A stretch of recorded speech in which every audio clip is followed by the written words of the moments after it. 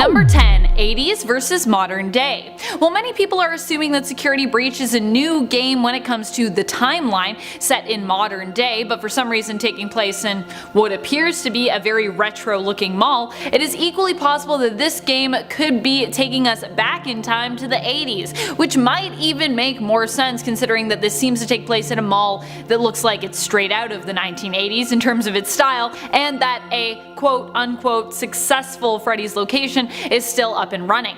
When do you think this game will be set? Modern day, or are we going back to the 1980s? Or will it be set in some other random time? Could you imagine like Victorian FNAF, but for some reason in an 80s mall?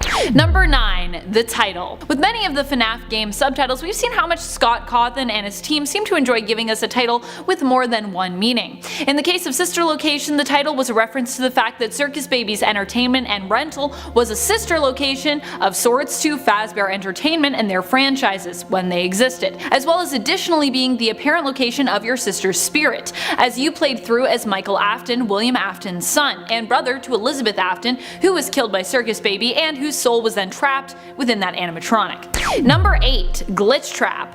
While it is yet to be confirmed, many believe that Glitch Trap will be the main antagonist of Security Breach, or at the very least be featured as a growing threat within the game. This theory has come out of the fact that we know Vanny is supposed to be appearing in some capacity. Vanny was introduced in FNAF VR Help Wanted as the reluctant, semi-possessed follower of Glitch Trap, and many believe she will be attempting to continue to serve the suspected digital version of William Afton in this newest game as well. And it's 7 real-life links. In December of 1993, after Chuck E. Cheese had closed in Aurora, Colorado, Margaret Kohlberg, the manager, is tallying receipts in the back room.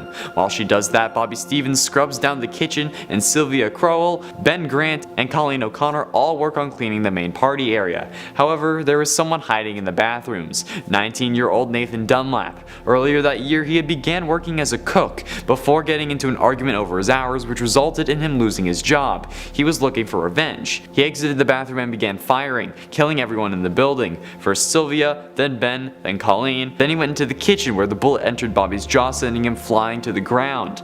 Then Nathan went to the back where Margaret opened the safe before being shot twice. Nathan filled her bag with $1,500 cash, arcade tokens, and keychains.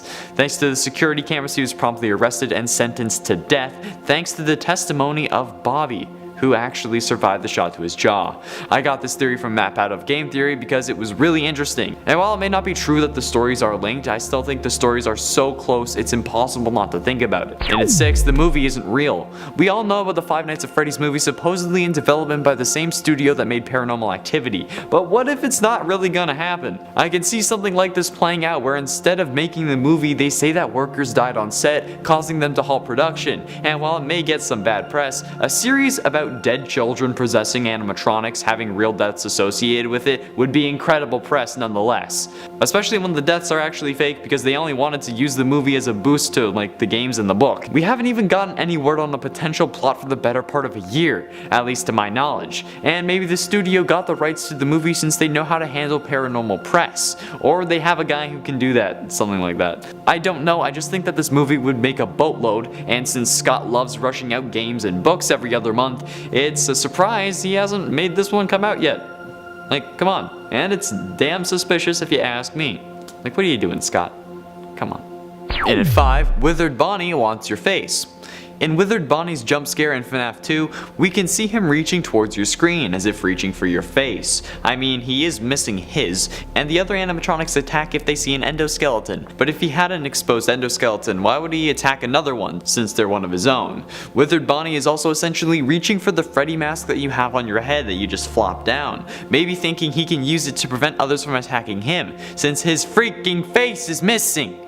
Actually, now that I think about it, what if the reason they're attacking you is because they can sense the remnant in your body? Maybe in fact you got scooped before becoming the night guard at these pizzerias, and now you look like you should be in a suit because Ennard is inside you, and potentially exposed. I don't know, it seems like a hell of a stretch, but I just wanted to throw that out there. And at 4, you're the new killer. While yes, I did start playing through FNAF VR on the channel, be sure you go watch, by the way. Share and like that video if you want more, because I'm only doing that if it gets enough views.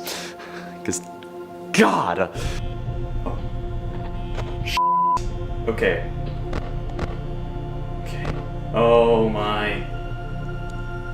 Okay, there they are. However, I already know the end. No matter what you do in the final battle against Glitch Trap, you end up getting stuck in the game while he gets out. And while maybe it's signifying that he is taking over your body or escaping the game, what if instead he is passing the baton to you? I mean, I've already said it. What if he's taking over your body, like physically controlling it while you're in the game? That means that you're the new killer, in essence. But what if being trapped in the game will drive you insane for eternity, until you do the same thing as he did and switch with someone unfortunate enough to play, turning them into code while you escape and plan on tracking down the man who took your life? I mean, it's plausible. Scott has always been known to not shy away from big twists and reveals, like he did in this game. He soft rebooted the series. And if this game was meant to be a soft reboot, wouldn't you becoming the killer be the ultimate switch up, and be one hell of a way to start up a new story arc? I think so. Number 3. Remnant. There's been a lot of lore that has been hinted at but never specifically flushed out fully, in the games at least. One such bit of lore that fans are hoping will be more explored, developed, and might even make its way into FNAF 8 Security Breach is a substance or object known as Remnant. Remnant is a collectible material in the FNAF AR game Special Delivery that allows you to power up your animatronics. It's believed to be a material that is responsible for giving an amount of sentient life to animatronics who potentially do not even possess the souls of the dead. It could either be a collective of souls melted down, or it could even be made, as MatPat theorized, out of pure agony, which is then converted to Remnant and used as a power source of sorts. Remnant appears to be one of the substances used in the creation of the Stitch Wraith. Number 1. Clara Afton. People have theorized that the character who is advertised in the image on Scott's website is none other than William Afton's wife, and mother to at least Elizabeth and Michael Afton, Clara. Many refer to this character as being named Clara after the character who appeared in the soap opera the protagonist watches during his time off work in sister location, The Immortal and the Restless. Clara from The Immortal and the Restless is believed to be a character whose story alludes somewhat to Mrs. Afton. Some believe that in fact we will finally learn more about Mrs. Afton in the game, her life and death, and that we may even get to play as her. Her appearance, her blonde hair and green eyes are also referred to as potential evidence of her being the missing puzzle piece of a character currently referred to as Mrs. Afton or Clara Afton. At 10, the puppet origins. Ever since FNAF 2, we've been introduced to the puppet. We were trying to solve the question of how this puppet came to be. First, we thought it was the girl Afton murdered in the Take Cake minigame, and then we thought that it was the crying child from FNAF 4. However, the original theory was actually confirmed in FNAF 6 with the security puppet minigame's secret ending, where we as the puppet are looking for a child with a specifically colored bracelet who ends up showing up outside the pizzeria. We make our way out to her, but when we get there she is already dead, killed by Afton on his way home from killing Susie, since we know that Chica was first and has seen everything. We crawl over to this girl, soaked and broken because of the rain, and we lay with her, then merge with her. And so Charlotte, the daughter of William's business partner Henry, merges her soul with the puppet in order to give gifts and give life to the others so that they can end William Afton's killing spree. I actually think that all of the minigames required for the Lore Keeper ending in FNAF 6 are a sequence of events that happen in one day. Willie kills Susie in the Fruity Maze minigame, luring her away with the promise of her dead dog being alive, then while on his way home stops at Fredbear Family Diner but sees Charlotte and kills her like we see in the Security Puppet minigame, and then heads home later that night as we see in the Midnight Motorist game, which is actually named later that night in the game files if you didn't know. And at 9, Cassidy.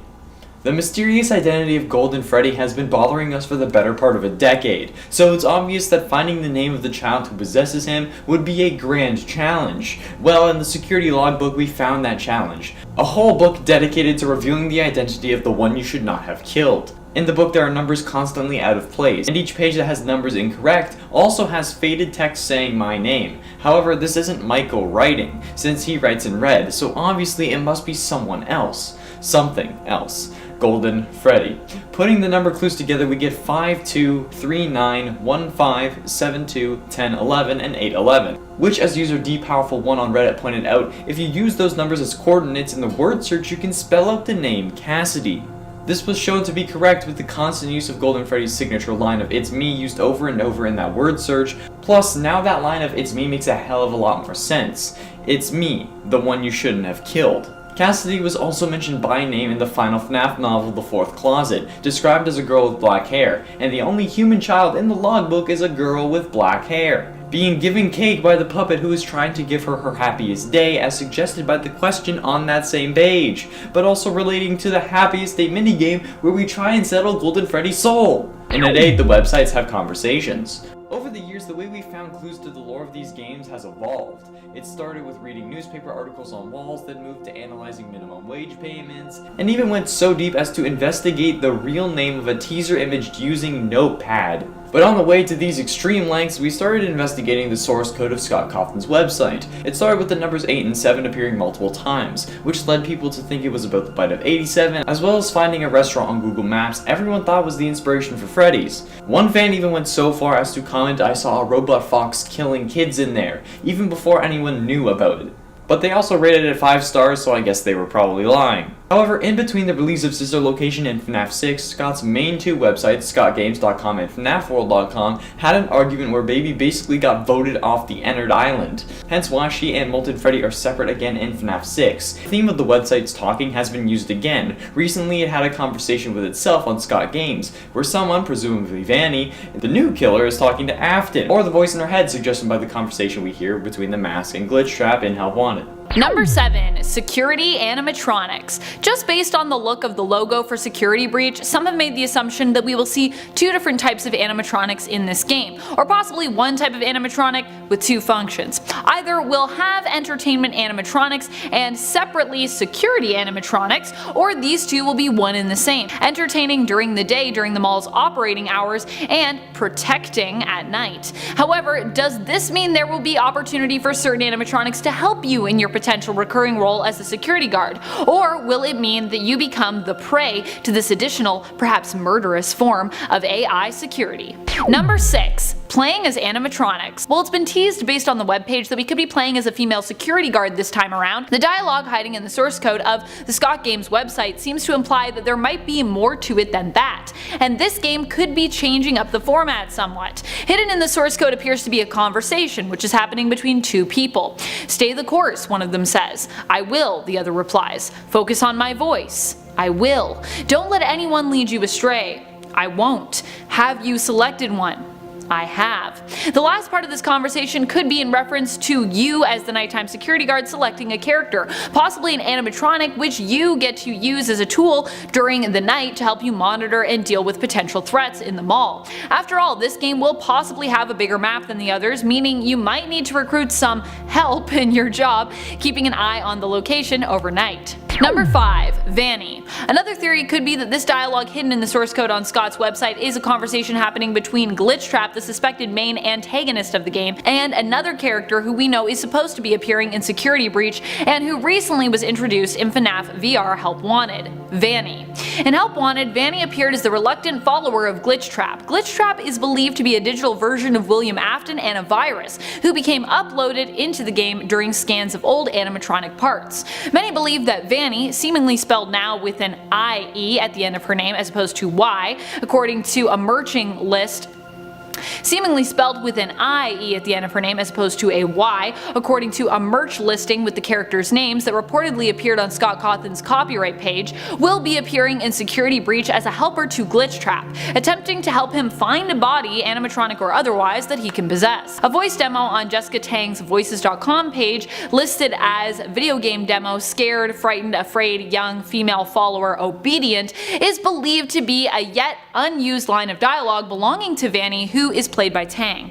The demo backs up the theory as it reveals Jessica potentially as Vanny saying, "I understand, I'll do just as you ask, and yes, I've already selected one." Number 4. Stitch Wraith Connection. In the books, a lot of FNAF lore has been expanded and even added in, with some of it connecting directly back to characters or stories in the games, but most of it remaining separate.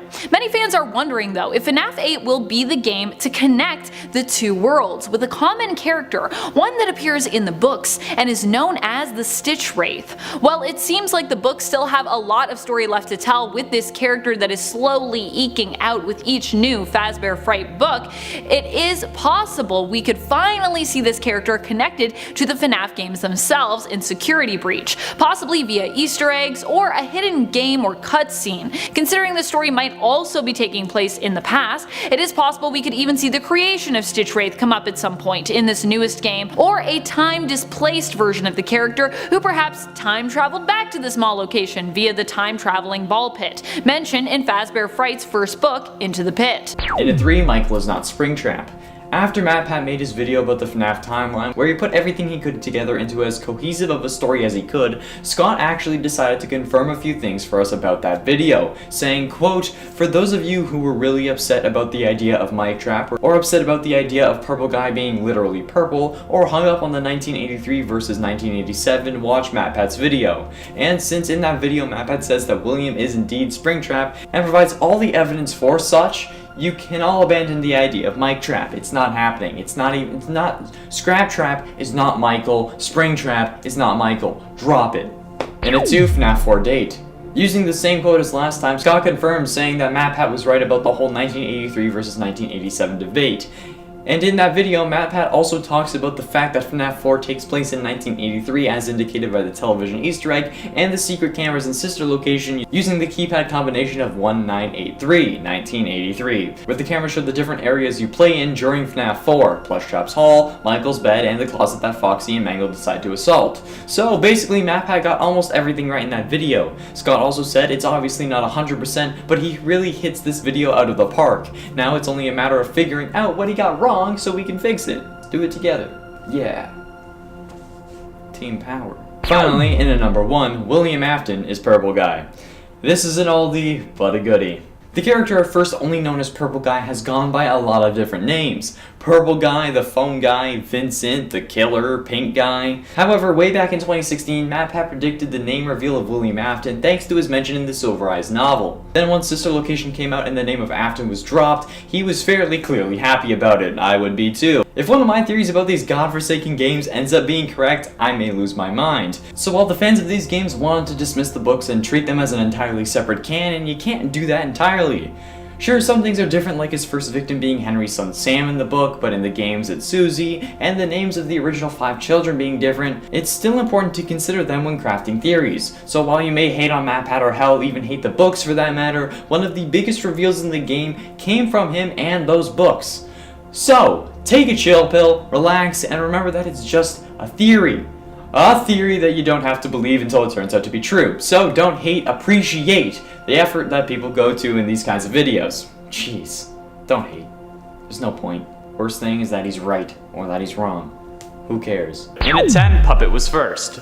The puppet's origins were first explored in FNAF 2. The Give Gifts minigame is what made us first imagine that the puppet was the one giving life to these animatronics. And we were right about that, but we also thought that the puppet was the one putting the bodies in the suits, and that the puppet was the first child murdered outside the pizzeria. However, now we know, thanks to the Ultimate Custom Night game, is that this isn't the case. In Ultimate Custom Night, all the FNAF animatronics get voice lines, making this the first time we've heard many of these animatronics talk. Nevertheless, in the game affectionately referred to as UCN, when killed by Chica, you can hear her say, "I was first, I have seen everything," indicating that she was indeed the first victim of William Afton, which kinda threw off the timeline and made everything more confusing, but that's Scott's specialty, isn't it? In a 9 timeline. The timeline of Five Nights at Freddy's is a complicated mistress, with plenty of conflicting events and contradictory sentences throughout, but that's understandable. You can't keep track of 10 games worth of lore when you weren't planning on making 2. So understandably, things get confused and dates get mistaken, but that in essence means that every timeline you can think of, unless it takes into account all information and places it without any conflicts, is proven wrong. It's weird, I know, and that's basically me saying that MatPat's timeline is wrong, but hey, it's fine.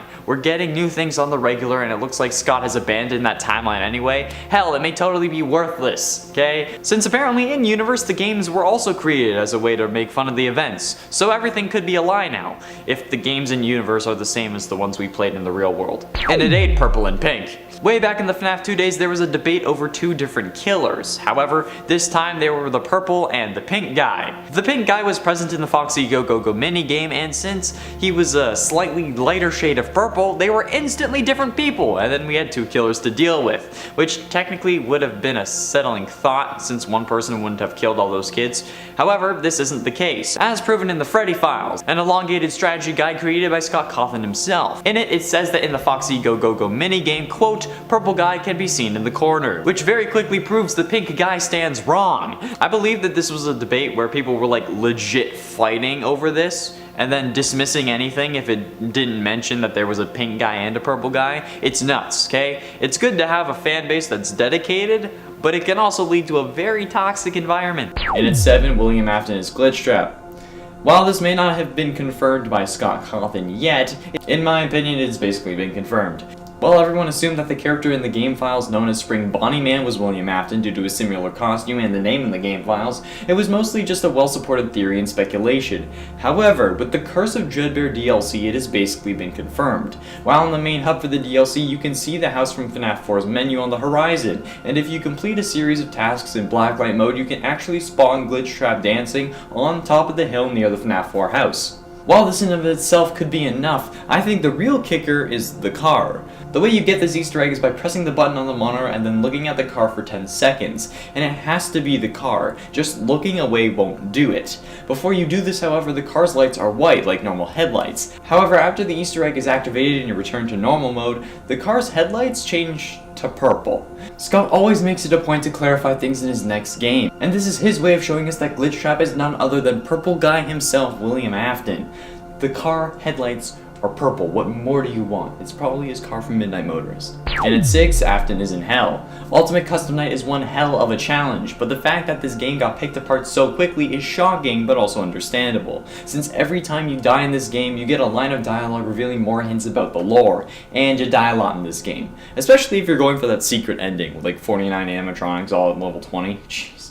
But these lines hint that we are somewhere that won't allow us to die permanently, only over and over, and somewhere that our character is not liked. Obviously we play as Afton, since even Nightmare Fredbear himself says these people aren't our friends, and Afton is the only character that deserves hell, like Henry says in the final moments of Pizzeria Simulator. Although for one of you, the darkest pit of hell has opened to swallow you whole, so don't keep the devil waiting, friend. That old friend is obviously William, since it was accompanied by the image of Springtrap burning, who is William, not Michael. Halfway through number 5, FNAF World Clues. Admittedly, this wasn't really a theory, just more of a good eye, but after the main story of FNAF World was discovered, where you find the clock and put the pieces in place for the player in FNAF 3, people figured out what that was fairly quickly. Sure, it had come out after FNAF 3 and everyone picked it to shreds, but it's still awesome to see a community working together so well to put something so weird and at the time so convoluted together to make sense of a game that at that point was 3 games old. And if we can do that quickly, it was fairly obvious that we were going to do that in the future. To be fair, we didn't know why or how we were setting these things up until later, but now that the sentient game code affecting the real world is canon in the games, I think the fact that another plane of existence where the at-peace children were staying to give you the ability to destroy the man who put them there is fairly evident. At least that's what I think. The kids who didn't possess anything ended up going to that plane and they were helping bring the others there, but that's not confirmed, so I don't know why I'm talking about it. And at 4, the crying child. When everyone was talking about Michael Afton being on a mission to atone for his father's sins, I thought they were talking about the crying child originally. Hence why I would always be so confused and only really got into FNAF when I was able to be explained with Remnant and him being a machine, which is weird because that somehow explained it. I didn't know that everyone thought that the gray-shirted guy who threw Michael into Fredbear was actually Michael. So I guess one of my theories was technically right. Even though it was just confusion and me not really listening or understanding, but later on it did get clarified and I changed my view. But then it got revealed that he was the crying child in the security logbook with the lines "the party was for you" and "was your favorite ride the carousel." The main one being "the party was for you," indicating that Michael was the child who got shoved into Fredbear at his own party and got crushed when his tears moistened the spring locks. Pretty freaking crazy. Just like this whole series. Getting close to the end in at number 3, Crying Puppet. Way back in the early days of FNAF, we were still trying to piece together the convoluted story that would soon turn the world on edge. However, the main issues with this are us not knowing what we do now. We didn't know Henry had a daughter, we didn't know Henry existed, we only had 2 games to go off of. And while that led us to some interesting conclusions, like the purple guy being the phone guy, it also led those conclusions to be wrong as more information got exposed. For example, in FNAF 4, we thought that the crying child that was introduced became the puppet. This was thanks to the design of the crying child's shirt looking similar to that of the puppet's sleeve, and the crying streaks down his face were similar to that of the puppet, which makes me think that honestly we didn't realize how stupid that was. Like, why would the design details matter if the puppet was made before the crying child possesses it? And if it wasn't created, then that would have meant that the crying child would have created it when he died, which would make more sense if we were using visuals as evidence. Oh well, it's been proven to be Charlotte anyway, confirmed in FNAF 6 security puppet minigame. Finally, in at number 1, Mic Trap. This has got to be my personal most frustrating debate in all of FNAF lore, okay? This debate also arose at the same time as the purple guy debate. They go hand in hand. At the end of Sister Location, the secret ending, Mike has a little speech about how he's supposed to be dead, but he isn't, and that he's going to fight his father. The debate comes at the end of that scene, where Mike says that I'm going to come find you, and then Springtrap pops out of the ruins of Fazbear Fright. This caused some people to believe that the act of Springtrap popping out was Scott's way of saying that they're the same. However, it was only to show that dear old dad hasn't kicked the bucket, and that you unplugging his life support didn't do anything because he's being kept alive by the soul of one of his victims. The whole Mic Trap Club was disproven by Scott himself when he said in a post on Steam to take a look at MatPat's explanation for Mic Trap versus Glitch Trap, which is kinda dumb because like you can just say that he's William, not Michael, but it's also kinda nice because you generated traffic for his video. I mean, wanna give us that same treatment, Scott?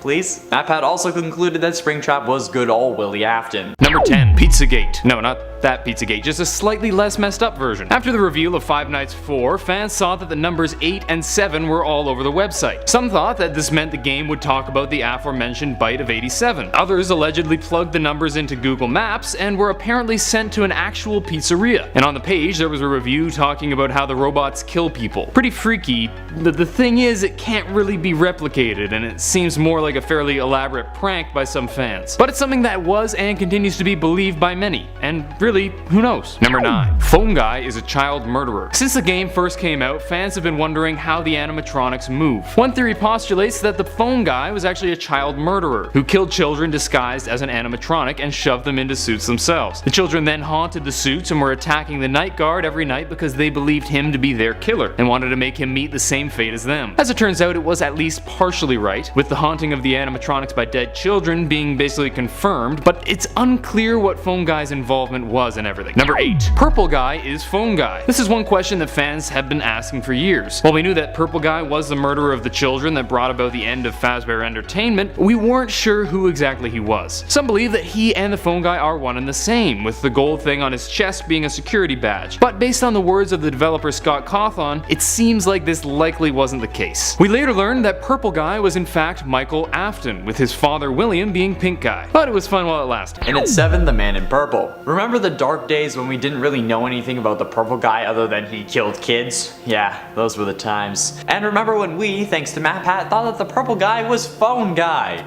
Oh yeah, those were dark days indeed. This theory started when YouTuber Game Theory, also known as MatPat, posted a video on his channel talking about one small detail that nobody seemed to notice. How the purple guy from Foxy Go Go Go was smiling, and that the phone guy had a fascination with Foxy. And how the phone guy thought that the puppet was creepy, and purple guy would think the same thing, because at the time we believed he was his first victim.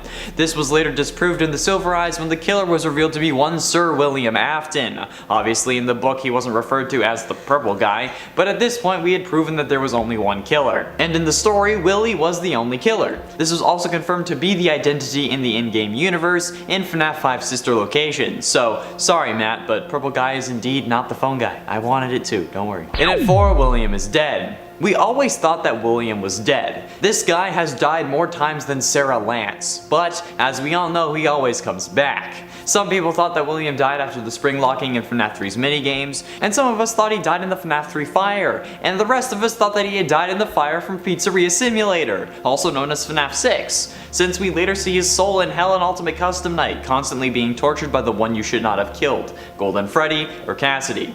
But now he's alive again, at least his mind or soul is in the form of Glitch Trap, or I guess you would call it his essence? That sounds nasty. But he was also proven to be alive again thanks to the Fazbear Frights book Bunny Call and the story The Man in the Room 1280, where we see a man with horrible burns on his face and body and an iron will to live, where we learn that William is actually being kept alive by the spirit of a dead child that possessed him instead of an animatronic? What? That explains why he always comes back, and how he survived for 30 years trapped in a back room that was sealed off. Man, this series just gets simpler and simpler, doesn't it? Number 3. Crying Boy is the Marionette. This is one that seems to be well supported to the point of being quite likely. It states that the Crying Boy seen being killed in a minigame in Five Nights at Freddy's 4 became the marionette scene in the second game. Obviously, the puppet seems to be crying in a similar way as a child based on his face, plus it seems to be soothed by a music box, which would certainly help to soothe a child. This would be further supported if the protagonist from Five Nights at Freddy's 4 was in fact Crying Boy, as the last theory states, since the puppet also appeared in the fourth game. Speaking of the fourth game, number 1, it's all a dream. Yeah, it's super cliche, but this is a definite possibility, and arguably the most likely of the unconfirmed theories. This theory takes it one step further from the last one, claiming that not only is the fourth game a dream, but all the games are just dreams of the boy. One of the last things that happened to the boy was having his head shoved into an animatronic suit, so it makes sense that that's the thing he's fighting against in his dreams. You could even say that his dependence on power in some of the games represents his dependence on life support in real life, and the dream thing kinda makes sense, especially with the ridiculousness of the situations. Why do they need a night guard? Why do they keep hiring night guards if they know that the animatronics kill folks? And why is the phone guy so blasé about everything? Well, maybe because it's just an illogical nightmare in the head of a kid. And at 10, Real Pizzeria. Before the release of FNAF 4, Scott Cawthon's website was littered with references to the numbers 8 and 7 in the source code. This caused many fans, and even dear old MatPat, to think that these were references to the year 1987, where the famous frontal lobe bite occurred. However, other fans believed they were coordinates, so after plugging them into Google Maps, which I honestly don't understand how you would do that, I tried it and it didn't work. Like, did you just put all the numbers in, or did you like put spaces? Like what? Whatever. After putting them into Google Maps, they found that the location it gave was an actual pizzeria. Obviously, once this got shared, fans of the franchise started harassing the place trying to get answers, and while it might have been all one big coincidence, someone might have caught on before. Kathy Blockus reviewed the pizzeria saying, "The robots kill. I saw a robot fox killing a kid before in there. Run for your life out of there." Alright. Grammar. This was left 3 weeks before FNAF 4 was even announced, which is when all of the 8s and 7s appeared on the website. While this is incriminating, they also left the place a 5-star review, so I'm pretty sure they were just fans of the franchise. But could they be related? And at 9, Mangle was made from Ennard. This really isn't a popular theory. In fact, most people really hate this theory, but the theory suggests that Mangle was made after the events that occurred in the minigames of Sister Location, where Michael Afton barfs up last night's helping of Ennard's spaghetti. This theory seems to point out that Ennard now has plenty of loose and missing parts that could be used to make Mangle. I mean, this is the kind of thing Scott would do. But it was revealed that Baby was kicked out and then she reassembled herself, so I don't really think this theory holds much footing anymore. But it's an interesting theory nonetheless. Even if you hate the theory, you can admit that you kind of believed it would be a thing. If I had seen this theory before the other reveals, I would have believed it. And at 8, Dream Theory. Most of you had heard this one before. Everything we've seen in these games is a dream. Sure, Help Wanted gets kinda meta and kinda puts this theory to bed, but what if the things we are seeing are still a dream? What if it's not the crying child in his home or hospital room waking up every morning? What if it's William Afton dreaming about the insane things he plans on doing, and how well it will work out? Well, to him it will work out well, because he's a lunatic. Time works differently in dreams. You can go a whole month of your life and then wake up and it's only been 6 hours. And sure, you're able to control your dreams, but that's very difficult to do, because once you realize you're dreaming, you basically wake up. So what if he's only considering killing children right now, and this is his mind telling him not to do it, or to do it, because again, he's cuckoo for Cocoa Puffs. Or there is the other theory that we are still dreaming through Crying Child, where he's just now further into the dream, trying to justify what he saw so that when he wakes up he isn't terrified. Or he played the games and had nightmares about them, and now he's in the real world maybe? I don't know. Number 4. You play as Crying Boy in Five Nights at Freddy's 4. We already knew Crying Boy from the second game and a reference in the first, but some people believe that you actually play as him in the fourth game, mainly because, well, they're both little crying boys. This is often disputed because we see Crying Boy being killed by Purple Guy in a car while you die at the hands of an animatronic in the fourth game. But here's the thing. We know that Purple Guy is the protagonist's big brother Michael, and that Michael was involved in shoving his brother's head into the animatronic that is believed to have killed him, or at least put him in a coma. So maybe the clip we see of him driving in the car and killing him is just a metaphor for Michael causing his brother's death. Or maybe it isn't. It's a theory. And at 3, the Cult of Afton. Another theory I saw from MatPat. In Help Wanted's Curse of Dreadbear DLC, you at the end are tasked with collecting 4 keys from a corn maze while Hollow Foxy chases you. Well, if you find all 4, a 5th one appears, a glitchy one. If you manage to get it, it unlocks a cellar, which looks like the barn that acts as the hub for the DLC. Well, this time it's torn up and looks like it's been decaying for years. And there's a bunny mask sitting on a table next to an unlit candle and a circle of potentially blood or candle wax. Well, put the mask on and your breathing slows and you relax, then the DLC is complete. When you head back to the prize counter, it's there and you can wear it again. But if you do this while holding Glitch Trap's plush, you start seemingly having a conversation with someone, but you can't hear the other. This leads Matt to believe that there is a cult forming around worshipping Afton, and maybe they are trying to bring him back from hell. And I mean, if Glitch Trap is supposed to be Afton preserved in code, we all know what happens at the end. I've already explained it. Gets out. Shh. And at 2, Special Delivery Indoctrination. In the few cults that I've been a part of, we've always had an indoctrination, something you must complete before being able to join the group and ascend to the next level. But what would a cult surrounding praising a man who sends animatronics after children do? Obviously make you need to survive them.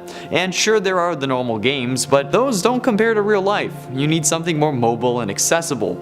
Everyone has a phone, and while it's easy to stay in one place, you can actually move around while using the AR on your phone, making for a more difficult challenge, but also a more telling test of your skill and problem solving abilities. Plus, they gotta know you can kill kids. If you've played FNAF AR, you are now in the cult. Welcome. Finally, in at number 1, Ignore Help Wanted. Now finally, I'm still talking about the Cult of Afton. Maybe they're trying to get him out. Maybe they want to see him freed from his prison and back into the world. But how would they do that? By telling you the exact thing you need to do to let him escape, but by making it seem like it will defeat him. And who in this game gives you the directions to stop Glitch Trap that in fact lets him escape? Tape Girl. Tape Girl also sounds a hell of a lot like the girl who speaks when you wear the bunny mask while holding Glitch Trap, and maybe that's who we're even playing as. But the thing is, we don't know how long she's been a part of this. She might have been the whole time, hence why she's describing seeing the tester as being covered in oil with a mask laying on the ground instead of blood and his face. We don't know if she's been planning this from the start, so we can't really trust anything she says. This is my own personal theory, and if she says that the company hired Scott to make a joke of things, what if she's only saying that so when William gets out, they'll be looking at the company and not him? Maybe Scott is just fighting for the truth of things. I guess we'll have to wait to find out. Plus, I know that it's not Scott himself in the game, but his name hasn't been revealed, plus it's his photo, so I'm going to keep calling him Scott until such time as it is revealed.